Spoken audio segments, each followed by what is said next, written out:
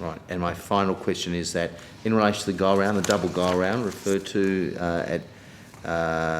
on July the 5th, or the two issues, one involving the separation between Essendon and Melbourne Airport Tullamarine, you remember that?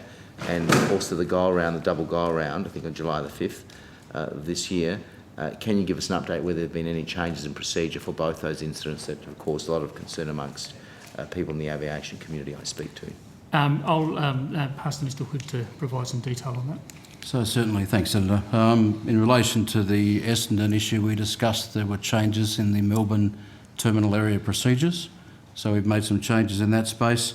In relation to... If you can provide those details on notice. If you certainly could. would be delighted to, Senator.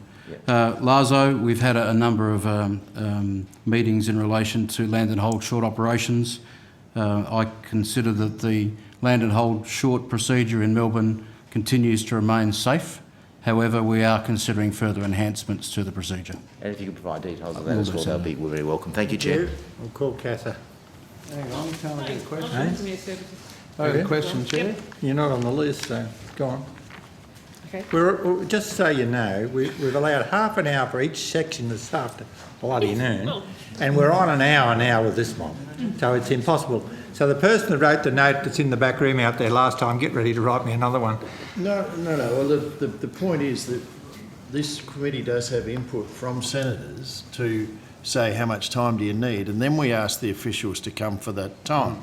So you obviously haven't indicated that you want time if there's only half an hour allocated. So to be fair on the chair, he's not out of order. I mean, we expect to get some notice if you want to ask questions, and there were two people, ALP and Xenophon, on this one. So I'll give you 5 minutes. Thank you, Chair. I've got some questions about the Melbourne Airport, specifically the runway occupancy time program. So first of all, when this program commenced, So, Senator, the airport capacity enhancement program has been running for almost 2 years now in Melbourne and in Perth and in Brisbane. It's called by another name, but it's also running for Sydney Airport. Okay, so in terms of when it commenced in Melbourne, can you tell me the date of that? I'll have to take that on notice. Put that on notice, it's fine. So who signs off on the program and what approvals were required before it began?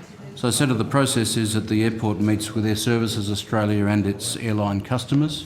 It has a look at ways in which the capacity of the airport can be enhanced whilst maintaining the highest levels of aviation safety.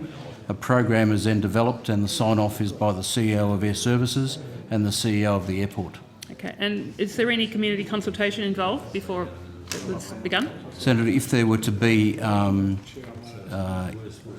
items on that work program that may impact the broader community, for example aircraft noise, we would then undertake a further consultation. So has there been community consultation with the program as it's been operating in Melbourne? Senator, I'll have to take that on a notice in terms of the specific line items of the program for Melbourne. Okay.